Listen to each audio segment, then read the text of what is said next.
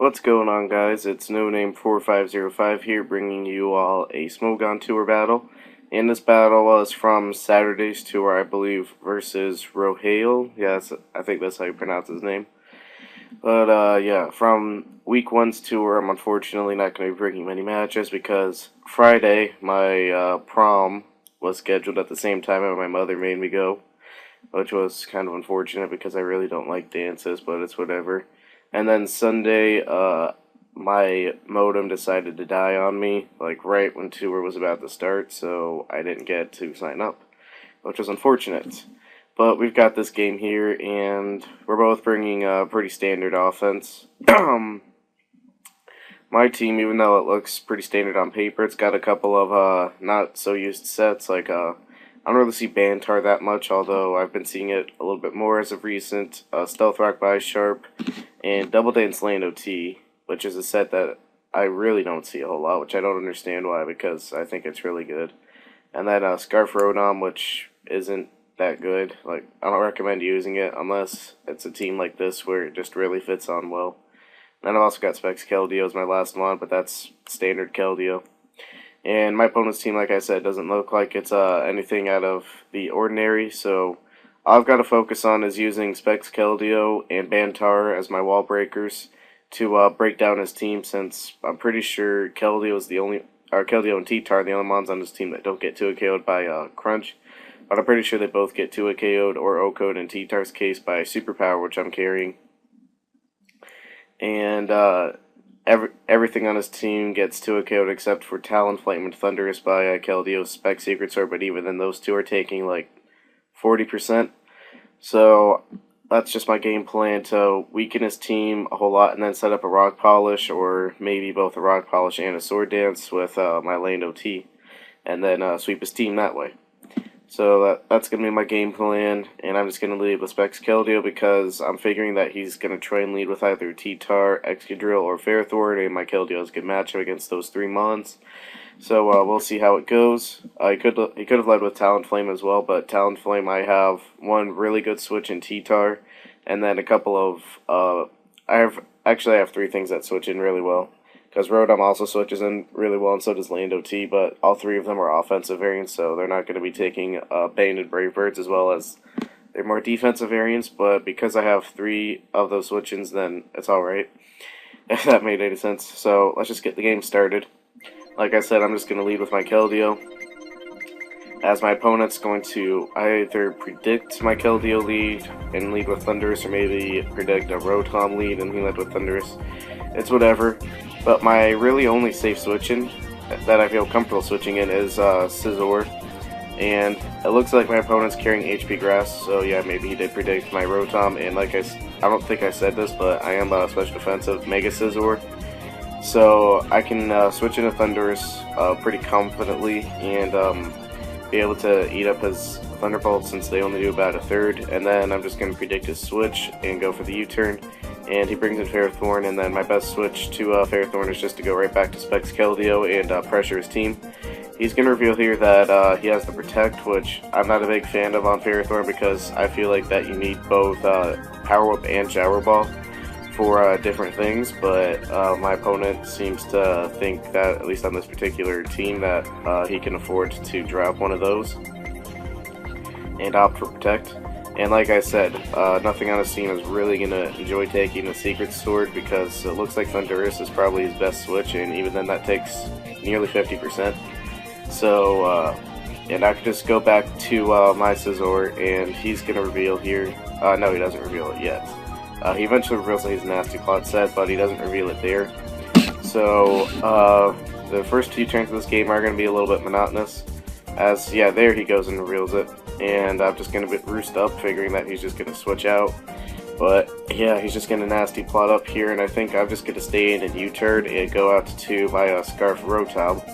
And the fact that Scarf Rotom really isn't seen, especially in higher level games, because it's not really that good, like I mentioned.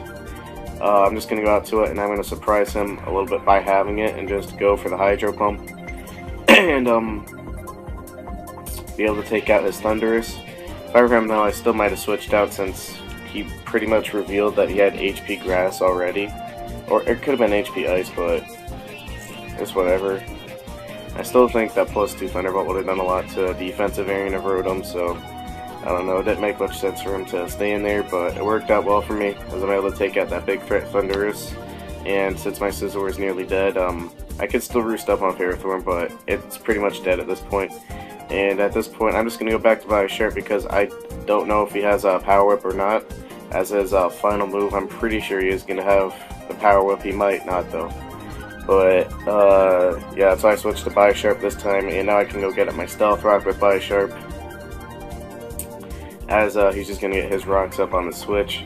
And he's going to go for a Leech Seed. Unfortunately missed, but it doesn't really matter that much in the game. And I'm just going to stay in and try and knock off his leftovers, which I've been able to do. And I think after this, I might switch to Lando T. Yeah, I do actually.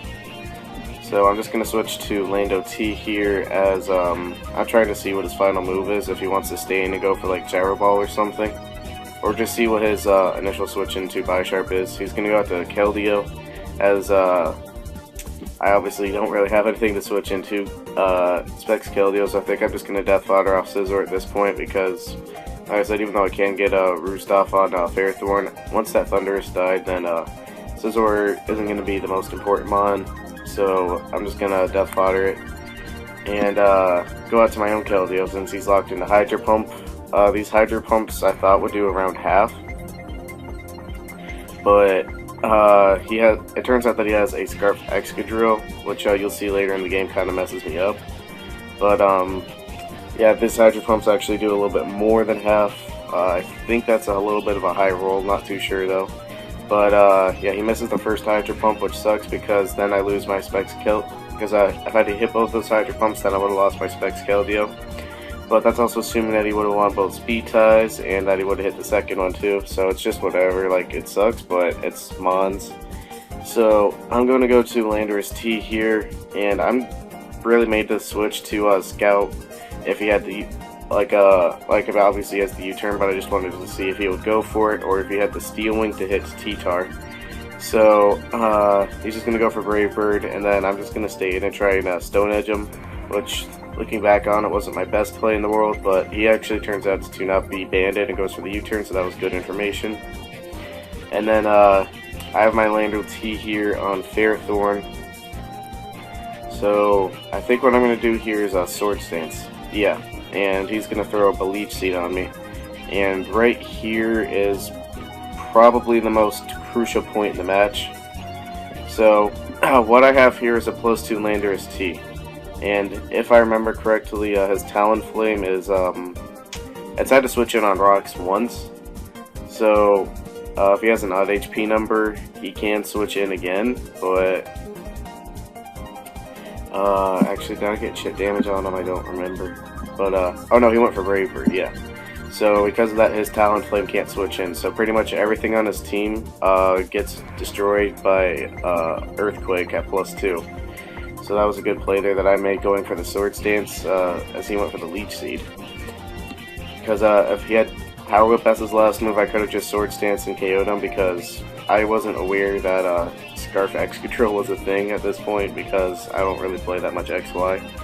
So I just went for Sword Stance thinking that I can do a lot of damage to his team and pressure his Excadrill to come in, and then I could just go out to Specs Keldeo and win pretty much. But yeah, next turn he's going to Protect here, and Gyro Ball, if Gyro Ball was his last move, then that would have actually taken out my Landorus had I gone for Rock Polish right here. So if I predicted the Protect correctly, then, which I actually thought he would go for Protect, but if he went for Protect, then I would have been able to set up Rock Polish and win regardless of if he had a Scarf Excadrill. But, what am I trying to say, like, if he had Gyro Ball and I went for Rock Polish right there, I would have died, and I would have been in a much worse position. So, I ended up going for Earthquake anyway, so let me just replay that. So, yeah, he's just going to go for Protect here. I'm going to play it safe and just go right for the Earthquake for the reasons that I mentioned, that I would be in a much worse position.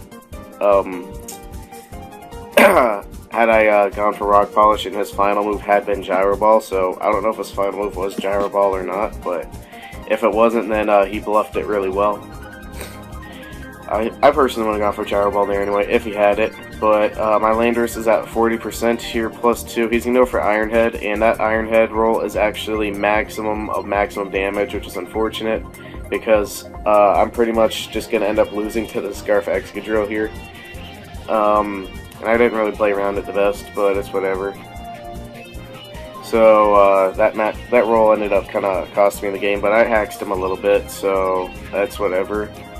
It's just how the game goes. So yeah, like, had I gone for the Rock Polish there, obviously I would have won the game, but I didn't know what his final move was, and had it been Gyro Ball, I would have been screwed over. Plus that high roll on the Iron Head ended up costing me the game, but it's whatever. So if he's Jolly Scarf, then obviously that wasn't, or if he's Adamant, then I'd be able to outspeed, have a chance to KO him with the Hydro, and then I keep saying then, oh my lord, I keep saying but if he was Adamant, then that wasn't a higher roll, but he outspeeds my Rotom since I'm Timid Scarf, so I end up just pretty much losing. At this point, I end up getting swept by a Scarf Excadrill. So, like I said, there was unfortunate hacks on both sides. If I got a crit here, I could have actually brought it back, since I do have Max Attack and Adamant, and if his T-Tar wasn't like really speedy, then I could have just I could have potentially KO'd his T-Tar with Iron Head from my Excadrill.